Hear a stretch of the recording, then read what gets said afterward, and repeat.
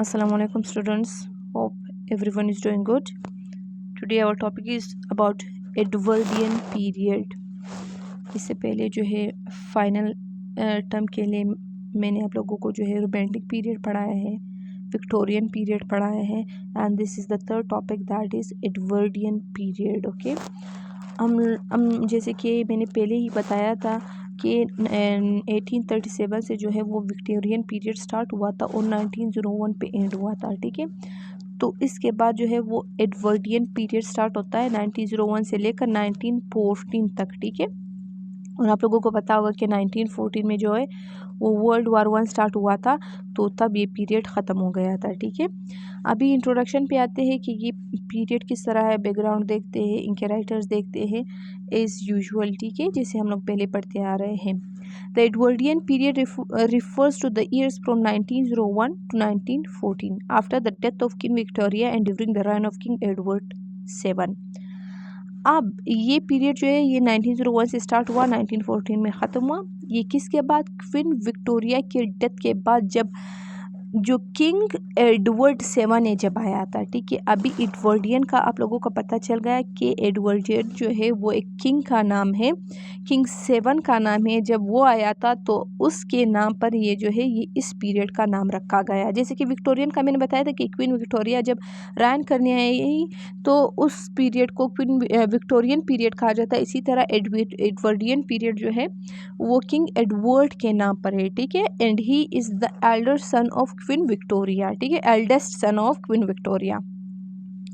Though his rule ended in 10, the term extends until the beginning of the World War I. ये लोग कहते हैं कि king Edward जो था वो 1910 में उसकी डेथ हुई थी, ये पीरियड ख़त्म हो गया था. लेकिन लोग जो है वो ये कहते हैं कि नहीं, इनके जाने के बाद भी वर्ल्ड वार 1 तक जब स्टार्ट हो रहा था तब तक ये मतलब 4 साल और चला ये पीरियड. ठीक है, कुछ लोग ये कहते हैं कि ये पीरियड 1910 में ख़त्म हुआ था जब किंग एडवर्ड की डेथ हुई थी. लेकिन कुछ लोग ये कहते हैं कि इनके जो एडवर्डियन पीरियड के करेक्टरिस्टिक्स, जो फीचर्स, जो लिटरेचर चल रहा था वो जो था वो 1914 तक था. ठीक है, it considered a transitional phase between the Victorian age and the modern age. अब ट्रांजिशनल मतलब एक चेंज.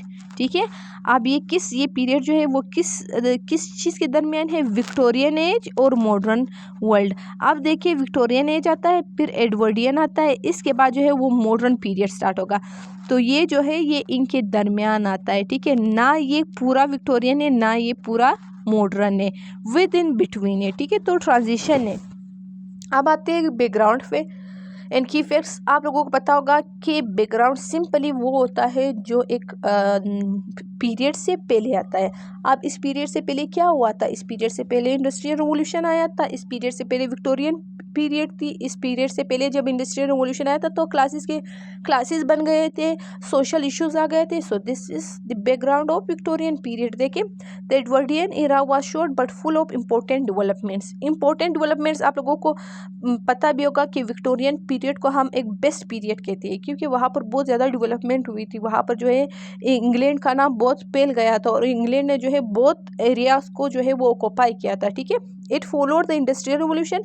फॉलोड का मतलब है वो उसको जो है जैसे हम लोग कहते हैं आई फॉलो माई टीचर, मतलब जो मेरे मुझसे पहले होते हैं मैं उन टीचर को जो है फॉलो करती हूँ, उनकी जो है वो रूल्स रेगुलेशन पे चलती हूँ. इसी तरह जो है ये इंडस्ट्रियल रिवॉल्यूशन को फॉलो करता है. मतलब इंडस्ट्रियल रिवॉल्यूशन जो हुआ उसके बाद जो है वो एडवर्डियन पीरियड आया, तो इसमें इंडस्ट्रियल रिवॉल्यूशन के बहुत सारी चीज़ें जो है वो मौजूद होती है क्योंकि Edwardian period follow industrial revolution. ठीक है, which had already change society by increasing urbanisation industry. ये लोग कहते हैं कि इसके बैकग्राउंड में क्या आता है? एक तो विक्टोरियन पीरियड है. विक्टोरियन पीरियड में हुआ था इंडस्ट्रियल रिवॉल्यूशन जिसमें बहुत सारा सोसाइटी में चेंज आया था. इंक्रीजिंग अर्बनाइजेशन इन इंडस्ट्री, उसमें अर्बनाइजेशन इंक्रीज हुई थी. अर्बनाइजेशन का मतलब ये है कि लोग जो है वो विलेजेस से आकर सिटी में रहने लगे, काम करने लगे, इंडस्ट्री में जो है वो काम करने लगे. इसी वजह से अर्बनाइजेशन ज़्यादा हो गई. मतलब सिटी लाइफ में ज़्यादा रश हुआ as compare to village life. ठीक है, अब इसका जो है सिंपली अगर हम लोग क्रक्स निकालें,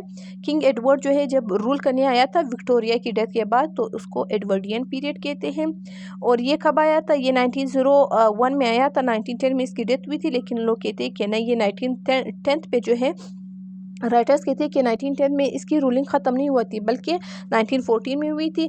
और ये जो है एक ट्रांजिशनल पीरियड है विक्टोरियन और मॉडर्न के बीच, मतलब सम करेक्टरिस्टिक्स विक्टोरियन के होंगे, सम जो है मॉडर्न के विद इन बिटवीन होगा, ठीक है। तो क्योंकि इसका असर भी होगा, फिर इन राइटर्स के असर भी होगा एडवर्डियन पीरियड पे। बैकग्राउंड की बात करते हैं, इससे पहले हम लोगों ने विक्टोरियन पढ़ा था। विक्टोरियन में इंडस्ट्रियल रिवोल्यूशन थी। इंडस्ट्रियल रिवोल्यूशन से जो है वो क्लास डिफरेंसेस बढ़ गई थी, उसमें इंडस्ट्रीज आई थी, उसमें अर्बनाइजेशन हुआ था। तो अब देखते हैं कि इन इंडस्ट्रीज़ का, इन अर्बनाइजेशन का, इन क्लास का जो है वो एडवर्डियन पीरियड पे क्या असर होता है, ठीक है। अब आते हैं some important facts about this period. इस पीरियड्स के कुछ फैक्ट्स है। अब it was the last period in Britain named after a monarch. इससे पहले एक जॉर्जियन पीरियड भी आता है, विक्टोरियन पीरियड भी आते हैं, वो किंग के नाम पे थे। This is the last period, ये आखिरी पीरियड है जिसका नाम जो है वो एक किंग के नाम पर है। इसके बाद जो आएंगे वो किंग के नाम पे नहीं होंगे, ठीक है। The British Empire was is its peak, ये भी विक्टोरियन पीरियड की टाइम की तरह था, जिसमें जो है ब्रिटिश एम्पायर पीक पे था। पीक की मतलब वो अपनी सक्सेसफुल स्टेज पे था, कि वो जो है लोग उसको बहुत ज़्यादा जो है बेटर समझते थे, बहुत ज़्यादा। आप लोगों को आइडिया ही होगा, ठीक है। 1901 1914 में विक्टोरियन पीरियड के टाइम भी हम लोग जो है कॉलोनाइज थे, अभी भी मतलब इस टाइम पे भी जो भी थे हम लोग कॉलोनाइज थे। तो इसमें अफ्रीका में भी बहुत सारे कंट्री जो थे वो कॉलोनाइज थे, ठीक है। सोसाइटी एक्सपीरियंस बहुत लग्जरी एंड इनइक्वलिटी। इस टाइम पे एक फैक्ट ये है कि सोसाइटी में बहुत ज़्यादा लग्जरियस लाइफ थी। लग्जरियस लाइफ मीन जो अमीर लोग थे वो जो थे ऐश और इशरत की ज़िंदगी गुजारते थे, लेकिन इस लग्जरियस लाइफ से जो है वो इनइक्वलिटी बढ़ गई, क्योंकि जो है अमीर बहुत ज़्यादा अमीर हो रहे थे और गरीब बहुत ज़्यादा गरीब हो रहे थे। New political ideas like socialism gain popularity. इसमें पॉलिटिक्स में जो है एक आइडिया आया था सोशलिज्म। अब जब ये इनइक्वलिटीज़ बढ़ गई थी, जब अमीर और गरीब आए थे, तो लोग ये कहने लगे कि हमें पॉलिटिक्स में इस तरह का सिस्टम लेकर आना है जिसमें सारे लोग इक्वल हो, जिसमें ये ना हो कि एक अमीर बनता रहे दूसरा गरीब बनता रहे, बल्कि जो जो टैक्स मिलता है, जो जो गवर्नमेंट के पॉलिसी से वो इस तरह होंगे कि सब पे एक तरह अप्लाई होंगे, सब के एक तरह जो है वो जो लाइफ होगी वो होगी। इस तरह नहीं है कि बस जो जितना कमाएगा वो अमीर बनता जाएगा, जो नहीं कमा सकेगा वो गरीब बनता जाएगा। तो सोशलिज्म और कैपिटलिज्म का समहाउ आप लोगों ने पढ़ा होगा, ठीक है। फिर women actively demanded voting rights. इस टाइम पे आप लोगों को आइडिया होगा कि मैंने विक्टोरियन पीरियड में बताया था कि जो है वुमेन को जो है वो बहुत कमतर समझा जाता था, ठीक है।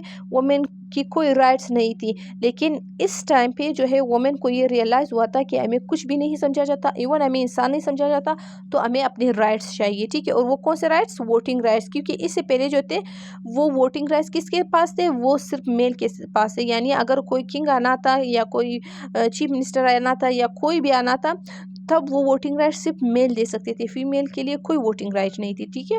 तो इस टाइम पे ये लोग वोटिंग राइट्स मांगने आए थे, female. All the open remembered as a peaceful and elegant time, it was actually a period of growing tension and change. ये कहा जाता है कि एडवर्डियन पीरियड को एक पीसफुल और एलिगेंट, बहुत आलिशान वाला, पीसफुल ग्रोथ वाला जो है वो टाइम पीरियड कहा जाता है। लेकिन इन चीज़ों के साथ साथ क्या बढ़ा? टेंशन भी बढ़ गए, चेंजेस भी आए। टेंशन क्यों बढ़े? क्योंकि जिनके लिए ये आलीशान वाला जो है पीरियड था, बाकियों के लिए तो ये टेंशन थी, क्योंकि वो लोग बड़े ऐश व इशरत वाली ज़िंदगी गुजार रहे थे, और ये जो गरीब थे वो उनके पास कुछ नहीं था। गरीब जो है उनकी नौकरियाँ करते थे। तो दिस इज़ द रीज़न कि टेंशन भी बढ़ गया। अगर जो है लग्जरियस लाइफ बढ़ गई तो उसके साथ टेंशन भी बढ़ गई। अगर जो है सिटीज़ में लोग आने लगे तो उसके साथ भी जो है वो टेंशन बढ़ने लगी, क्योंकि विलेजेस खाली, सिटीज़ जो है भर के सिटीज़ में लोग भर के आ रहे थे, ठीक है। तो हम आगे जाते हैं। ये मैंने बता दिया कि कौन कौन से फैक्ट्स थे। अब उस टाइम की सोशल और पॉलिटिकल कंडीशन को देखते हैं। पॉलिटिकल का तो मैंने बता दिया था कि उस टाइम सोशलिज्म का आइडिया समहाउ आ गया था। सोशल का भी आप लोगों को आइडिया होगा, सोशल क्लासेस में क्या होंगे, क्लासेस जो है वो डिवाइड होंगे। Edwardian society was divided into classes. The rich lived in comforts while the poor struggle with difficult conditions. However awareness of social issues increase and people began to demand reforms. अब देखिए society में क्या होने लगा, बहुत लोग जो है वो रिच होने लगे और बहुत लोग जो है वो बहुत ज़्यादा पुअर होने लगे, जिससे उन लोगों की लाइफ पे बहुत ज़्यादा असर हुआ। वो अपनी लाइफ में ये रोटी मकान, ये चीज़ें जो है वो कपड़ा, वो भी जो है अफोर्ड नहीं कर सकते थे। तो इससे गरीब लोगों और अमीर लोगों में है समहाउ अवेयरनेस आ गई थी कि सोसाइटी में क्या चल रहा है, कौन से इशूज़ है। गरीब के तो बहुत ज़्यादा इशूज़ है। तो लोगों ने क्या किया, राइट्स डिमांड करने शुरू किए अपने सोसाइटी में, जैसे कि पहले प्रोटेस्ट निकालो या बात करें या कुछ लोग बात करें सोसाइटी में, फिर प्रोटेस्ट निकला, फिर जो है वो गवर्नमेंट के पास गया, फिर जो है वो रिवोल्यूशन आता है, ठीक है। The women suffrage movement became very strong during this time. Groups like the women social and political union led campaigns for women voting rights there was also increasing concern about workers right and poverty. अब जब society में क्या था, जब ये आया था तो इससे ये असर हुआ, वुमेन ने जो है अपने राइट्स मांगने शुरू किए। इसके अलावा एक प्रोग्राम या कंपेनियन जो है वो शुरू हुआ था, जिसमें क्या था, women social and political union, एक ग्रुप रेज हुआ था जिसको कहते हैं सोशल एंड पॉलिटिकल यूनियन। ये रेज हुआ था, ये क्यों रेज हुआ था, to have political rights as well has to get the social rights, कि जो है वो औरतों को सोसाइटी में भी जगह दिया जाए और पॉलिटिक्स में भी जगह दिया जाए। इसके अलावा वर्किंग क्लास के राइट के लिए बात की गई, राइट इन पावर्टी के लिए, कि मतलब पावर्टी बढ़ रही है और लोग जो है वो अपने ऐशो आराम कर रहे हैं, तो इसके लिए फिर सोसाइटी में अगर इश्यूज़ बढ़ गए थे तो उस इश्यूज़ के साथ अवेयरनेस भी आ गई थी कि इन चीज़ों को ख़त्म करना चाहिए। किसने कहा, ये पुअर क्लासेस ने कहा, ठीक है। Characteristics of evident Edwardian literature, ये करेक्टरिस्टिक्स को फीचर्स भी कहते हैं, ठीक है। फीचर्स और करेक्टरिस्टिक्स मोस्टली एक जैसे होते हैं। तो अब जब एडवर्डियन लिटरेचर होगा, एक तो आप लोगों को पता होगा कि ये मॉडर्न और विक्टोरियन के करीब होगा, मतलब उसमें विक्टोरियन के करेक्टरिस्टिक्स भी आएंगे, उसमें मॉडर्न के भी आएंगे, लेकिन ये जो है इसमें अपने भी खुद के करेक्टरिस्टिक्स है। ये देखिए, एडवर्डियन लिटरेचर है सेवरल इंपॉर्टेंट करेक्टरिस्टिक्स। अब इसमें देखते हैं कि एडवर्डियन लिटरेचर मतलब poetry, drama, story telling, prose, इन सब चीज़ों में जो है वो ये करेक्टरिस्टिक्स ज़्यादा पाए जाएंगे। It is realistic and focuses on everyday life, ये रियलिस्टिक होगा। अब इशू क्या होगा कि हमारे जो है रेंट का इशू है, पोर क्लासेस कहेंगे, एक ड्रामा निकाल गया होगा कि जिसमें ये कहते हैं कि पोर लोगों को जो है वो कौन कौन सी इशू है, वो जो है खाना अफोर्ड नहीं कर सकते, वो जो है दिन का खाना अगर वो अफोर्ड कर ले तो रात का वो नहीं होता उनसे। इसके अलावा उनके ड्रेसअप का मसला होगा, इनके अलावा इनकी एजुकेशन का मसला होगा, इसके अलावा रेंट का मसला होगा। वुमेन जो है वो कहेगी कि हमें ये मसला है, हमारे जो है हस्बैंड से या हमारे जो सोसाइटी वाले लोग हैं वो हमें ट्रीट नहीं करेंगे, तो इस तरह इश्यूज जो है वो आ गए एवरीडे लाइफ, ठीक है। इन चीज़ों पे फोकस करने लगे। It question social class inequality and imperialism, इसमें जो लिटरेचर लिखा जाएगा उसमें जो है सोशल क्लास दिखाई जाएगी, कि मतलब अगर सपोज एक ड्रामा है, आप लोगों ने हमेशा ड्रामा देखी होंगी कि लड़का बहुत अमीर है, बहुत अमीर फैमिली से, और लड़की जो है बहुत गरीब फैमिली से है, या जो है नाइबर्स इस तरह होते हैं कि बहुत अमीर और बहुत गरीब होते हैं, तो सोशल क्लासेस को दिखाया जाएगा। इनइक्वलिटी की इनके दरमियान क्या इनइक्वलिटी होगी, या वुमेन और मैन के दरमियान जो है क्या इनइक्वलिटी होगी। एंड इम्पेरियलिज्म, कि ये जो आप लोगों ने हमेशा ड्रामों में देखे होंगे, लेकिन ये एडवर्डियन पीरियड के अपने ड्रामे है, ठीक है। कि एक जो है एक गरीब लड़की होती है या गरीब लड़का होता है, वो जो है अमीर लोगों के घर काम करता है, फिर उस पे किस तरह जो है वो जुल्म होते रहते हैं, उसको किस तरह जो है वो कंट्रोल किया जाता है। सो इम्पेरियलिज्म इज दैट, ठीक है। It shows psychological depth and complex characters. इसके अलावा यहाँ पर जो करेक्टर्स होंगे, जो करेक्टर्स मतलब जो ये हम लोग ड्रामा के हीरो हीरोइन या फिर बाकी करेक्टर्स की बात करते हैं, तो वो जो क्या क्या होगा, उनका साइकोलॉजिकल डेप्थ जो है वो दिखाया जाएगा। जैसे कि मैं सपोज अगर किसी ड्रामे में कोई स्टूडेंट है, आप लोगों के क्लास में हिब्बा है, रज़िया है, इकरा है, जो भी लड़कियां है, ठीक है। अब अगर वो करेक्टर्स एज अ करेक्टर काम करेंगे किसी ड्रामे, कोई प्रोटोगनिस्ट या एंटागोनिस्ट हो, मतलब हीरो हो या हीरोइन हो, जो भी हो, कुछ भी हो, या विलन हो, तो साइकोलॉजिकल डेप्थ इस तरह होता है कि वो सिंपली अपना करेक्टर नहीं दिखाएगी, बल्कि ये दिखाएगी कि उनके दिमाग में क्या चल रहा है, क्या उनको कोई इशू है, क्या इशू नहीं है, या वो जो करेक्टर है वो सोचेगा, वो फिर जो है अपनी साइकी की वजह से जो है वो ज़्यादा डेप्थ में जाएगा, ये इशू किस तरह सोल्व होगा, ये नहीं होगा, तो वो दिखाएगी। आप लोगों ने मोस्टली देखे होंगे कि एक ड्रामों में ये दिखाया जाता है या नॉवेल्स में कि करेक्टर बैठी होती है और वो सोचती रहती है कि दिमाग में, ठीक है। So that is psychological depth, कि उनकी दिमाग में क्या चल रहा है करेक्टर्स के। It moves away from Victorian romanticism, ये रोमांटिक पीरियड के जो विक्टोरियन पीरियड्स में जो है जो स्ट्रिक्ट रूल्स रेगुलेशन होते थे, या रोमांटिक जो थे स्ट्रॉन्ग रूल्स रेगुलेशन नहीं थे, तो उनसे आ गया, मतलब ना वो स्ट्रिक्ट रूल्स रेगुलेशन फॉलो करते हैं, ना वो जो है फ्लेक्सिबल रूल्स रेगुलेशन फॉलो करते हैं, बल्कि विक्टोरियन और मॉडर्न के दरमियान है, ठीक है। It reflects uncertainty and change in society, ये क्या कहते हैं कि कभी भी कुछ अनसर्टेनिटी का मतलब है, मतलब एक चीज़ हमेशा एक जैसी नहीं रहती।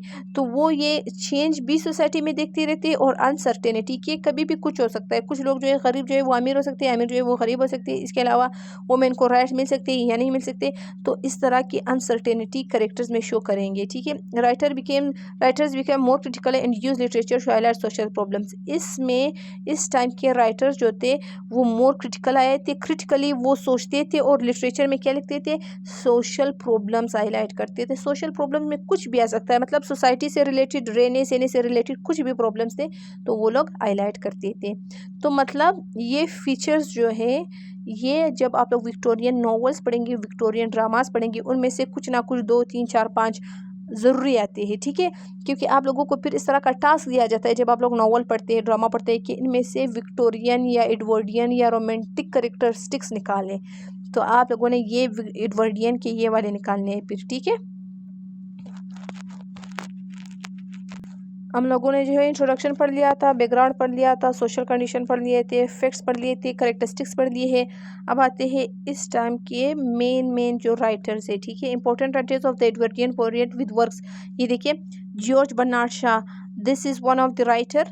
जब भी जॉर्ज बर्नार्ड शॉ की बात होगी, इसका मतलब है ही इज़ ऑफ विक्टोरियन टाइम, यानी वो जो लिटरेचर लिखेगा वो विक्टोरियन नहीं, रोमांटिसिज्म,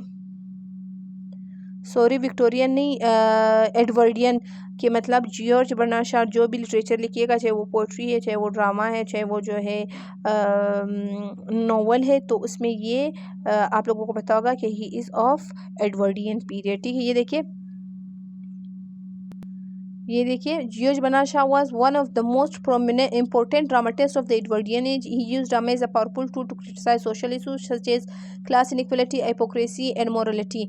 अब ये देखिए, ये एक ड्रामाटिस्ट है, ठीक है। जॉर्ज बर्नार्ड शॉ एक ड्रामाटिस्ट है जो 1850 में पैदा हुआ, 1950 में उसकी डेथ हुई थी।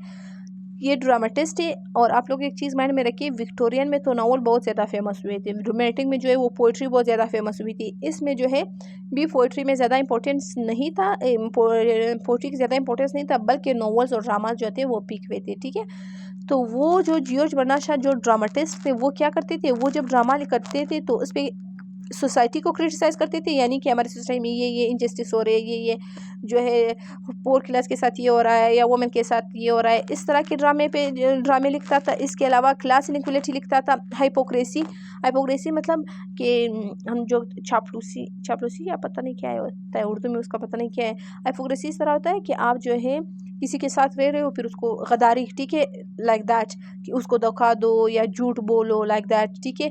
एंड मोरलिटी का भी इशू होता था कि मतलब जब भी वो लगता था उसमें से जो है कुछ करेक्टर जो थे वो ज़्यादा अपने रिलीजन से रिलेटेड क्लोज थे या अच्छे बिहेवियर के थे, लेकिन कुछ ऐसे थे जो मतलब अपने रिलीजन से दूर थे। मोरलिटी ये वाला होता है जिसमें इथिक्स हो, जिसमें जो है वो अपने मज़हब के साथ क्लोजनेस हो। तो ये इस तरह के ड्रामे लिखते थे। Example Pygmalion. अब जब आप लोग पिग्मेलियन ड्रामा देखेंगे ना, ये जॉर्ज बर्नार्ड शॉ के, उसमें एक पोर लड़की होती है और उस पोर लड़की जो है इवन वो दूसरों से पैसे मांगती है, लेती, जो बेचती है वो फ्लावर्स बेचती है, ठीक है। वो कहती है कि मैं खुद अपने पैसे कमाऊंगी, लेकिन वो फ्लावर्स बेचती है, इसके साथ साथ वो लोगों से पैसे भी लेती है। किसी को कहते हैं कि मुझे पैसे दे दो, मुझे ज़रूरत है, ये है वो है, ठीक है। वो पोर क्लास की लड़की, और एक जो है वो क्या होता है, एक लिंग्विस्ट होता है। लिंग्विस्ट मतलब जो लैंग्वेज लोगों को सिखाता है या रिसर्च करता है, तो वो होता है। और वो लिंग्विस्ट बहुत ज़्यादा रिच होता है, और पिग्मेलियन में जो लड़की होती है वो बहुत ज़्यादा पोर होती है। और फिर वो पोर लड़की की जो है वो कंडीशन दिखाते हैं, और वो ये भी दिखाते हैं कि ये जो लड़की है इसकी कोई इज्जत नहीं करता। तो इस तरह एडवर्डियन पीरियड के जो है वो करेक्टरिस्टिक्स जो है वो दिखाए जाते हैं। जैसे कि क्या क्या हुआ, एक पोर लड़की, मतलब ये क्लासेस शो हुए, जो लिंग्विस्ट था वो रिच होता है और जो लड़की होती है वो पोर होती है। इसके अलावा जो है वो लड़की जो है वो अपने जो है उनके कपड़े वगैरह इतने गंदे होते हैं, क्योंकि वो बहुत टाइम से उनके कपड़े चेंज ही नहीं हुए, उनके पास घर कुछ नहीं होता, ठीक है। और इसके अलावा ये क्या होता है कि वो जो है ये शो करते हैं कि इस लड़की की, इस औरत की कोई भी इज्जत नहीं करता। इसके अलावा वो रिच फैमिलीज़ की जो है पार्टीज दिखाते हैं इस ड्रामा में, जिससे ये पता चलता है कि एडवर्डियन पीरियड में क्या क्या हो रहा था। ठीक है, ये विक्टोरियन से भी रिलेटेड है, विक्टोरियन के भी कुछ करेक्टरिस्टिक्स होते हैं और जो है मॉडर्न के भी। इसके अलावा एक जो है ये नॉवलिस्ट है E.M. फोस्टर, वो एक बहुत बड़ा फेमस जो है वो नॉवलिस्ट है, और वो क्या कहते हैं अपने नॉवेल्स में ह्यूमन रिलेशनशिप को दिखाता है, class differences and social barriers, वही चीज़ें होती है, social issues, class differences, human relations, ये सब दिखाता है। और उसकी example a passage to India है। अ पैसेज टू इंडिया भी आप लोग पढ़ेंगे, वो जो है उसमें भी ये होता है कि रिच जो है वो पोर को किस तरह ट्रीट करते हैं, या जो कॉलोनाइजर मीन जो ब्रिटिशर्स थे जिन्होंने हम लोगों को कॉलोनाइज किया था, ये सब कॉन्टिनेंट में बना होता है। ये नॉवल जो है जो लिखा होता है उसकी सेटिंग सब कॉन्टिनेंट में होती है।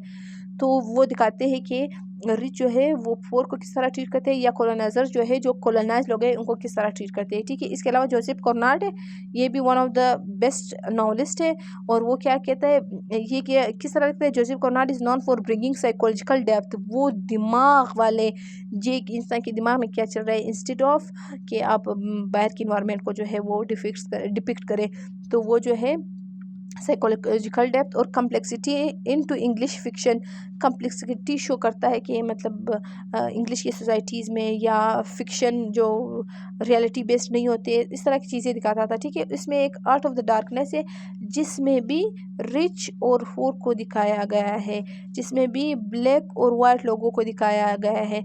तो these are the novelist in drama test. ठीक है, अब आते हैं new trends and literary movements. हम लोग ये देखेंगे कि जो एडवर्डियन पीरियड है उसमें कौन कौन से न्यू कंसेप्ट आए। एक तो मॉडर्निज्म का मतलब सिंपली ये है कि द एडवर्डियन इरा साथ the beginning of modernism, writer experience with new techniques like stream of consciousness and unreliable narrations.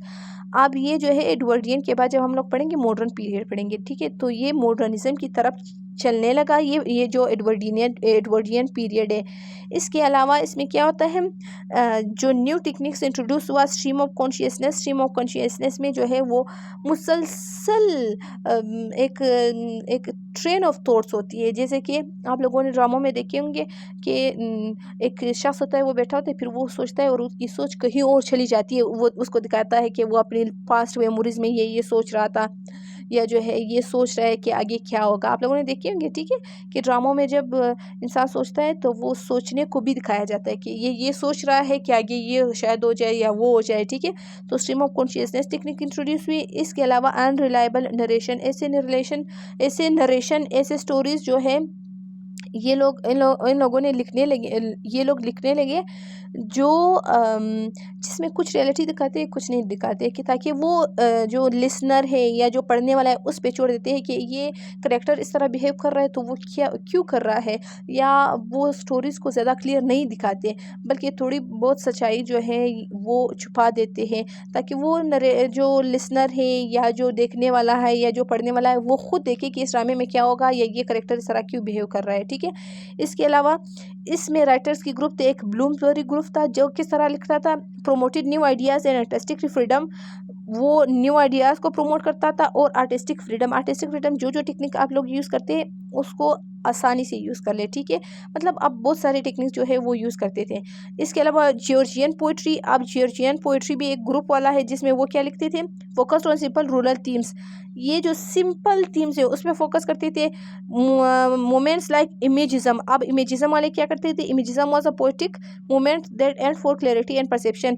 ये वाला ग्रुप या ये वाला मूवमेंट, मतलब ये जो जब इस टाइम पे लिखने लगे तो वो क्या करते थे कि पोएटिक मोमेंट था, मतलब ये पोइट्री में एक जो है रिवॉल्यूशन आई थी या मूवमेंट आया था या मूवमेंट है, जिसमें ये क्या करते थे कि कुछ भी लिखो तो वो क्लैरिटीज लिखो और प्रिसीजन यानी शॉर्ट लिखो और क्लैरिटी से लिखो।